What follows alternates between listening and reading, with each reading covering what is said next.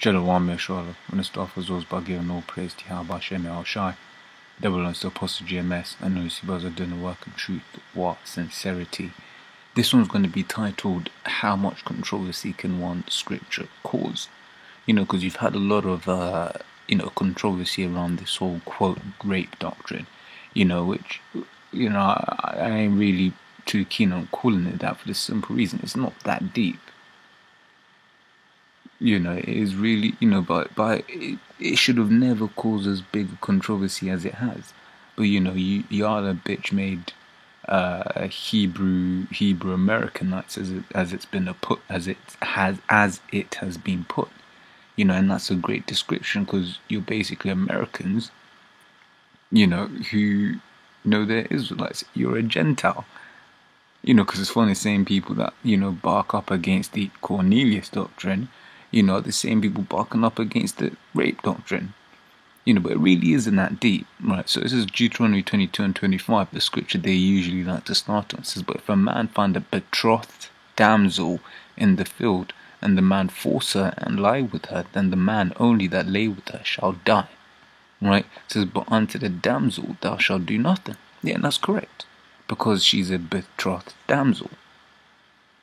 She has been sold to another man. There is an agreement, there's a contract, and although that contract hasn't been consummated yet, that contract is there.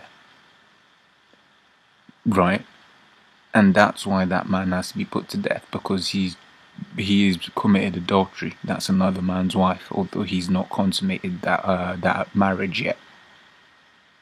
But then we jump to the 28th verse, and if a man find a damsel that is a virgin, right, so if you notice the difference, the way it says, but if a man find a betrothed damsel, it says if a man find a damsel that is a virgin, further on goes to say, which is not betrothed, right, and lay hold on her, and lie with her, and they be found, right, then the man that lay with her shall give unto the damsel's father 50 shekels of silver, and she shall be his wife.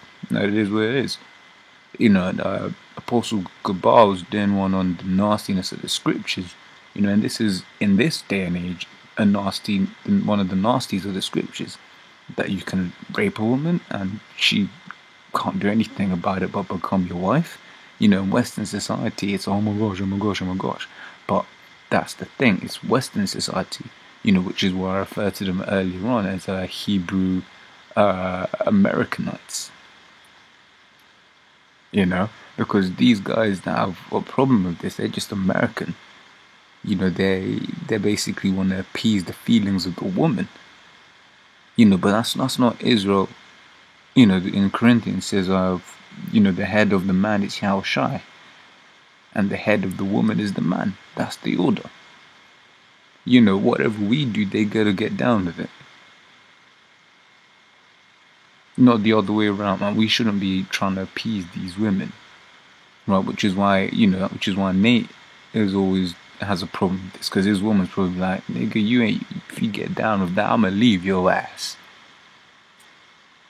And he probably scared because she's probably got some dirt on him in truth, right? Well, if you take a look at that word, lay hold. Right, it says to catch, handle, lay hold, take hold of, seize, wield. Right, now keep in mind this scripture here, to catch. Right, now I'm just going to go into the law again. It says Exodus 22 and 16 says, and if a man entice a maid that is not betrothed and lie with her, he shall surely endow her to be his wife. If her father utterly refuse to give her unto him, he shall pay money according to the dowry of virgins.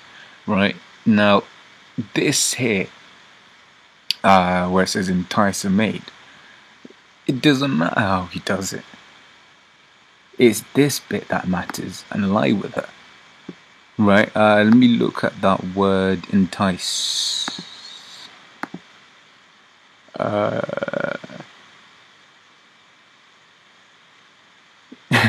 Deceive, persuade, flatter, lure. Right, I mean, it really and truly doesn't matter how he does it. If he pops her, that's his woman. This is Judges 21 and 21 and C.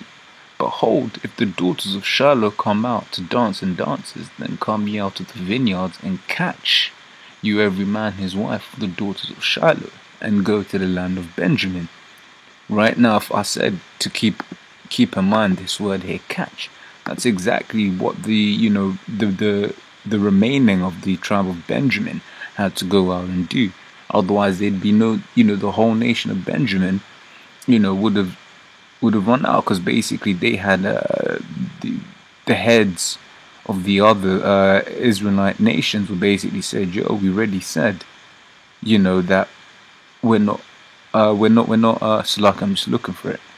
But basically they had an agreement saying that they weren't going to give their daughters to wives. Says, however shall we do for wives to them that remain, seeing we have sworn by the Lord that we will not give them of our daughters to wives.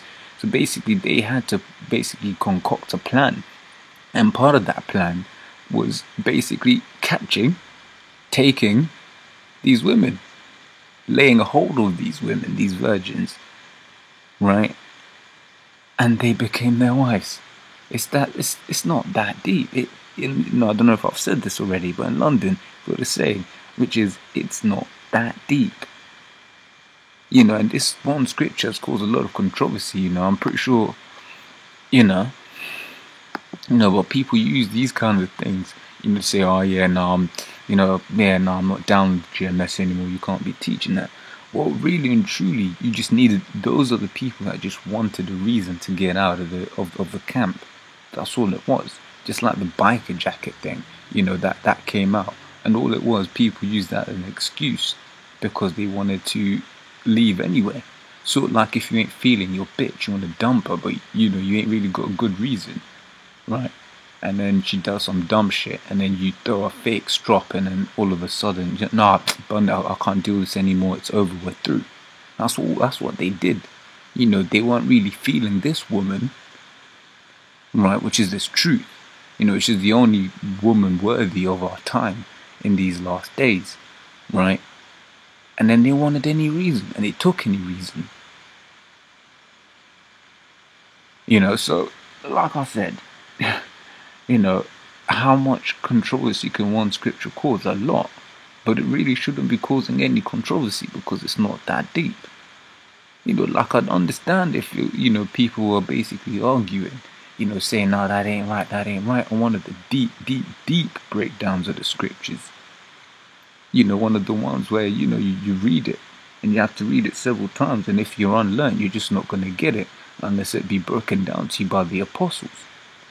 Right, if it's one of those scriptures, it's like, fair enough. But you had boneheaded Polite, he heard it once, and it was like, so now that we've identified that rape is permissible in the Bible, why are we still dealing with the Bible?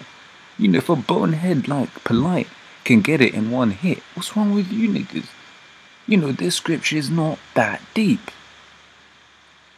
So to answer the question a lot, so I'm going to say shalom.